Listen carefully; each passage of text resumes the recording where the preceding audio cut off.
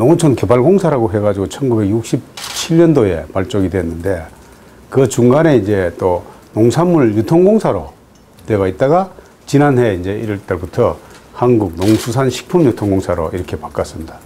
좀 길어서 저희들이 약칭어로 영문 약칭어는 AT, AT라고는 비교적 많이 알려져 있어요.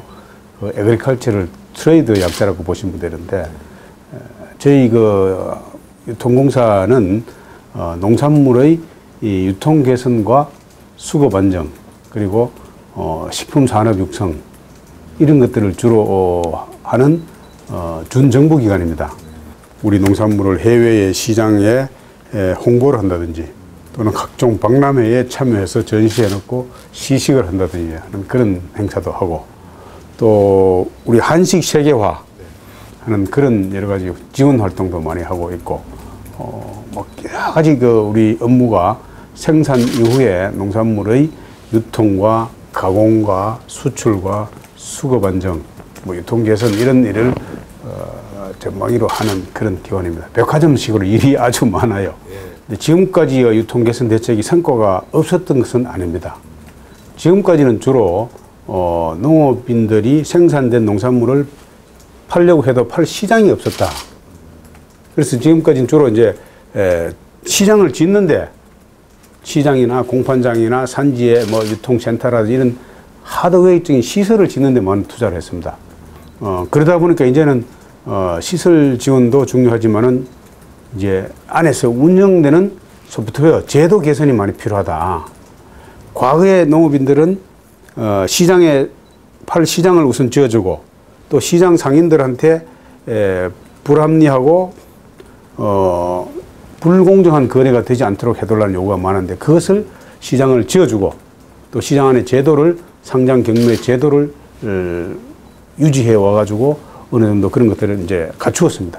근데 이제는 그런 것보다는 좀 안에 제도를 많이 개선해서 비효율과 낭비가 없도록 하자. 그래서 지금 현재 전국 농산물 유통의 한 52% 정도가 도매 시장을 통한 유통이에요. 그래서 도매 시장에 여러 가지 제도 개선하는 거가 많이 중점 내용입니다. 특히 과거에는 상장 경매 제도라고 해서 시장에 들어오는 모든 물건은 상장을 하고 공개적으로 많은 중도매인이 입찰을 해서 최고 가격을 부르는 사람한테 낙찰되는 그러한 시스템이에요. 그것은 공정하고 투명한 가격 결정에는 기여를 하고 또 어떤 거래의 투명성 내지 또는 결제의 단계를 투명하게 하는 그런 여러 가지 좋은 점은 있습니다만은 산지에 물건이 적을 때, 즉 생산이 부족할 때는 이 값이 또 더 올라가는, 지나치게 올라가는 그런 부작용도 있고. 그래서 지금 이번에는 상장 경매 제도뿐만 아니라 정가 매매나 수의 매매, 즉 사전에 일정한 값을 정해놓고 그 값으로 이렇게 서로 파는 사람과 사는 사람이 이 거래를 하는 그러한 제도도 대폭 들어갈 수 있도록 이렇게 해놨습니다. 그래서 그런 거. 그 다음에 현재 직거래가 상당 부분이 되고 있습니다만은 여러 가지 형태의 뭐 꾸러미 사업이라든지 뭐 여러 가지 직거래를 좀 많이 해서 유통 경로 간에 도매시장이든 공판장이든 뭐 이제 뭐 하나로마트든 뭐 여러 가지 이 대형 유통업체든 간에 유통 경로를 다양화해가지고 경로 간의 경쟁을 촉진시킴으로써 유통 효율을 좀 높여나가는 그런 제도도 지금 많이 들어가 있고 그 실물 유통, 즉 오프라인상에서 이 농산물 유통을 개선해 나가는데 많은 한계가 있습니다. 즉 농산물 유통의 비용이 품목마다 다릅니다만은 평균적으로 보면 농산물 전체가 한 42%가 유통 비용이에요. 물류비라든지 뭐 포장비라든지 이런 여러 가지 어떤 직접 비용들이 많이 있어요. 근데 이런 오프라인상에서 이런 인건비나 물류비나 뭐 포장비나 이런 비용들은 줄이기가 쉽지 않습니다. 그 물류비는 해가 갈수록 올라가잖아요. 물류비가 떨어지지 않는다고, 이 구조적, 우리 사회 구조적. 그렇기 때문에 오프라인상에서 이 유통 비용을 줄이기가 대단히 힘든 현실입니다. 그러면 그런 현실적인 애로사항이 있기 때문에 오프라인상에 그것을 줄이기 위한 방법은 사이버 거래를 할 수밖에 없겠다. 그래서 저희들이 사이버 거래소를 설립을 해서 지금 운영해 오고 있는데 당초에 출범은 2009년도에 했습니다만 그때 거래액이 52억 정도밖에 안 됐는데 이게 급속도로 늘어나가지고 지난해에 1조 1146억 1조를 돌파했습니다. 이게 엄청나게 늘어났죠.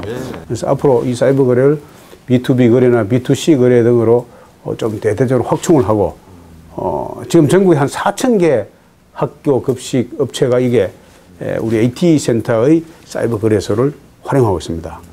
그래서 나름대로 학교 급식에서의 여러 가지 문제점도 해소되기도 하고 여러 가지 좋은 효과가 있는데 농산물 유통에서는 근본적으로 이런 다양한 이런 거래의 시스템을 도입해 와서 정보도 빨리 공개를 하고 신속하게 전파를 하고 이렇게 함으로써 유통 비용이 좀 줄일 수 있지 않겠나 그런 생각입니다.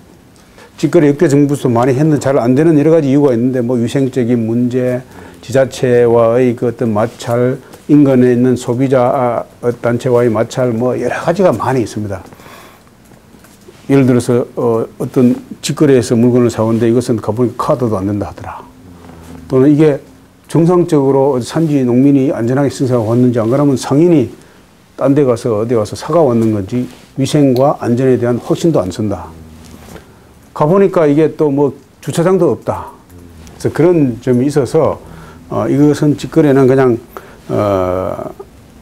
단견적으로 그냥 이렇게 뭐 텐트 치고 그냥 무 배추 팔고 뭐 이게 아니라 제도적으로 직거래를 하자 해서 우리가 꾸러미 사업이라 해서 몇 개 품목을 이렇게 묶어가지고 계약 재배하는 형태도 하고 또 직거래 지금 경시대회도 합니다. 조금 있으면. 다양한 지자체마다 특색이 있게 직거래를 잘하는 데도 많이 있습니다. 그래서 그런 잘하는 것은 더욱더 우리가 더 보급시키기 위해서 우리가 직거래 뭐 경시대회 같은 것도 좀 하고 여러 가지 형태도 지금 사업을 지금 향후 해 나가서 가장 우리 실정에 알맞는 직거래 제도를 우리가 취할 겁니다. 예, 참 농산물 수급 안정을 정확하게 그리고 그 1년 내내 안정적으로 맞춰간다는 것이 쉽지는 않습니다. 특히 최근에는 기상 상황과 기상 이변이 많이 있어서 며칠 사이에도 그냥 일기가 변하고 그래서 이런 외부적인 여건에 대비해서 안정적인 생산 체제를 갖추는 것이 제일 중요한데 안정적인 생산 체제를 갖춘다는 것이 쉽지는 않습니다만은 우리가 뭐 공산주의 사회 같이 해서 뭐 개인별로 할당을 해줘가지고 그렇게 해줄 수도 없고 자유시장 경제 체제에서나 뭐 자기가 이윤 동기가 있으면 얼마든지 뭐 이 여러 작물을 선택이라든지 작물 재배 면적을 확정하는 것 뭐 자기가 알아서 하는 건데 그러다 보니까 수지 맞는 사업에 또는 이익이 좀 되는 사업, 작년에 가격이 좋은 품목에 집중적으로 몰리는 경향이 있습니다. 그러다 보니까 과잉 과소 생산이 되풀이 되는데 정부에서 제도적인 여러 가지 완충을 하자 해서 수급조절위원회를 만들어 가지고 야 이게 올해 생산이 너무 많이 될 것 같다. 값이 어느 정도 이상으로 올라가면은 뭐 수매해놨는 농산물을 방출을 하자. 또는 지나치게 또 올라갈 때는 비상 상황이다. 이거는 또 외국에서도 수입을 하자. 뭐 이런 제도. 근본적으로 우리가 농산물이 다 이렇게 개방이 지금 되어 있는 상황입니다만은 그런데도 불구하고 과잉 과소 생산, 덕락이 굉장히 되풀이 돼요. 과거에는 주기가 좀 있었습니다. 3년, 4년 주기라든지 이런 건데 지금은 주기를 예측하기 어렵고 상시 일어나는 그런 상황이에요.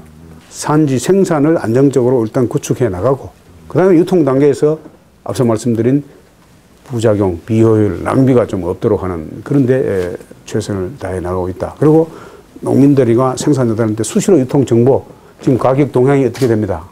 원래 재배 면적이 작년보다 뭐 10%, 20% 늘어납니다. 이것도 수시로 알려주고 그래서 스스로 대응하고 또 나름대로 조절해 나갈 수 있는 그런 역량도 길러주고 있기는 합니다만 근본적으로 앞서 말씀드린 대로 이게 작년에 값이 좋은 품목에 많이 쏠리는 경향은 기본적으로 막기는 어렵습니다.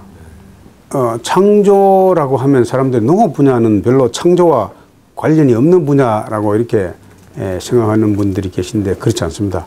농업 분야야말로 가장 창조적인 아이디어, 창조적인 기술 이런 것들이 많이 들어가서 성과를 내는 분야입니다. 최근 농업은 대부분이 기술과 기계화되어 가고 있다. 그 대부분이 이제 수확기라든지 뭐 작업기라든지 뭐 이 살충기 뭐 이런 것들이 대부분이 기계 작업이기 때문에 거기는 많은 기술 창조적인 아이디어가 들어가 있습니다. 그래서 1차적으로 기술 분야에서 많이 그런 게 들어가 있고, 두 번째는 종자 분야가 대표적으로 이제는 가장 창조적인 산물이 이 종자입니다.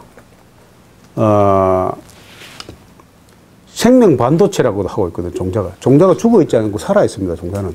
그래서 종자에서 고부가치, 금보다 비싼 종자 씨가 많습니다. 그리고 우리가 대표적으로 벼 종자도 우리 1970년대 후반에 과거의 벼 종자를 개량을 해서 식량 작업을 일으켰다.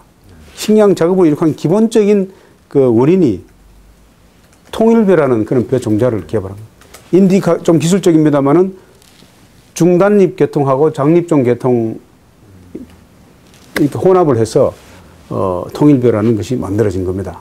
그런데 과거에 안 된다고 했는 것들 여러 가지 실험을 하고 해서 창의적인 아이디어하고 해서 이제 그런 통일벼를 만들어내는데, 통일벼 개발로 우리가 5,000년 동안의 역사적으로 우리 보릿고개, 즉 식량 부족, 배고픔에 시달렸는데 그것을 한꺼번에 그냥 그걸 해결했습니다. 실제로 지금 최근 농업은 대부분이 창조적인 아이디어와 기술, 과학, IT, BT, NT가 융복합하는 게 농업 분야입니다. 농촌진흥청에 가보면은 수많은 농업 기술과 여러 가지 이 과학적인 여러 가지 연구 성과가 있는데 대부분이 창조적인 아이디어가 들어가서 지금 산물을 만드는, 고급 산물을 만들어내고 있다.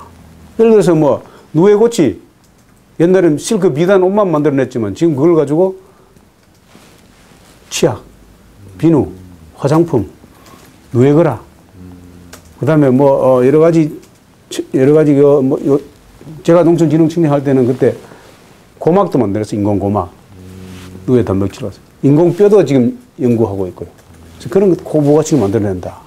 지금 식물 공장이라고 해서 도시의 빌딩 안에서 농사 짓고 있지 않습니까?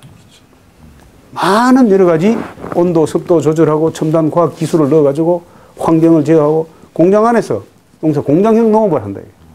30층 빌딩 규모의 빌딩에서 5만 명을 먹여 살릴 수 있는 정도의 산물을 만들어낼 수 있다. 물론 수직형 빌딩 농장이 전통 농업의 관점에서 볼 때는 비난받을 생산비도 많이 들고 뭐 여러 가지 기본적으로 농업하고는 좀 다른 거다라고 하는 사람도 있습니다만은, 그러나 기상 이변이 온다. 식품 안전에 대한 수요가 늘어난다. 또 여러 가지 재배 여건이 불리해진다. 뭐 이런 등등을 할 때 그런 것도 우리가 생각을 해야 된다. 그래서 거기 들어가는 기술이 고급 기술이고 하니까 우리가 그런 걸 통해서 우리 농업을 한 차원 높은 미래 농업을 가야 된다. 실제로 남극 영하 35도 밑으로 된 남극에 컨테이너에 식물 공장을 만들어서 보내놨습니다. 그래서 거기서 쌈채소라든지 여러 가지 재배를 해가지고 세종기지의 대원들이 그것을 먹음으로써 굉장히 스트레스도 해소되고 행복했다. 남극 세종기지에 가 있던 주방장이 귀국해 와서 찾아왔어요. 정말 그때 청장님 그걸 보내줘가지고 정말 우리 대원들이 기분이 좋았고 스트레스가 해소되고 좋았다. 그게 세종기지 대장은 이메일도 보내오고, 어쨌든 우리 농업이 이제는 전방위로 전 세계를 향해서 뛰어들어야 되고 고급 기술 농업의 시대를 열어야 됩니다. 저는 농업 분야가 창조 경제의 마지막 꽃이 농업 분야에서 핀다. 문화거든요. 창조 핵심은 문화인데, 문화적인 마인드와 땅 위에서 문화적인 마인드 가지고 꽃을 피우는 것이 바로 농업. 그래서 에그리컬처 아닙니까? 토지 에그리 플러스 컬처, 문화와 합쳐진 것이 농업. 그래서 그런 측면에서 우리 농업이 앞으로 세계 농업, 수출 농업으로 가고 기술 농업, 창조 농업, 그야말로 고부가치 첨단 농업으로 가는 그런 시대에 와 있기 때문에 그런 시대의 변화를 잘 읽어가면서 이렇게 우리가 나아가야 된다. 농업을 생산에만 치중하지 말고 가공도 하고 저장도 하고 유통도 하고 수출도 하고 이런 2차 산업도 하고 3차 서비스, 이제 관광 농업, 그 다음에 또 뭐 여러 가지 먹는 농업에서 이제 기르는 농업, 보는 농업, 치료 농업 이런 다른 서비스 농업을 이렇게 가는 그런 흐름을 말하는 그런 뭐 용어라고 할 수 있습니다. 그런 건데 실제로 우리 농업이 생산 자체로 해서 부가가치를 높이기에는 참 한계가 있습니다. 그리고 지금 현재 우리 농업은 생산 분야에서 궤도에 올랐어요. 농업에 대한 안정적인 생산 기반을 갖추고 또 농업에 종사하는 사람들이 소득을 증진하고 또 활기찬 농촌을 이끌어 나가야 되는 것이 대단히 중요한 과제다. 그런 말씀드렸습니다. 그런 것들을 다 합쳐서 이제는 육사산업이라고 할 수 있는데 결국 이제 농업과 농촌과 농촌의 이 공간이 이 농사 짓는 사람들만의 어떤 일터가 아니라 온 국민의 휴양터다. 삶의 터전이다. 우리 길이 후손들에게 보존해 나아갈 이런 어떤 공간이다. 그런 개념이라고 보시면 되겠습니다. 저희 AT에서는 생산자도 고려하고 소비자도 고려하고 또 국민을 모두 생각하는 그런 정책을 펼쳐나가는 것이 기본적인 과제입니다. 그리고 장기적으로 또 우리 이 국가의 농업, 식품, 유통 이런 산업이 국가의 어떤 미래의 성장 동력 산업이기도 하고 고용을 창출하고 또 외식 산업과도 연계되어 있고 해서 이 에그리 비즈니스라고 합니다만은 농업 관련 산업을 다 합치면은 굉장히 중요하다. 전체 농업 인구는 지금 300만 밑으로 좀 떨어져서 우리 5천만 국민이 하면 6% 밑으로 떨어졌습니다만은 그러나 이런 농업 관련 산업에 종사하는 사람들 다 합치면 18% 정도 돼요. 대단히 많은 인력이 농업과 농업 관련 산업 분야에 종사하고 있다. 그렇기 때문에 이것은 국민의 산업이다 이거죠. 국민산업. 링컨 대통령이 1861년에 대통령이 당선되고 그 이후에 1862년에 미국 농무부를 만들었습니다. 미국 농무부. 그래서 그 농무부를 설립하고 농무부의 명칭을 국민의 부처라고 해서 People's Department.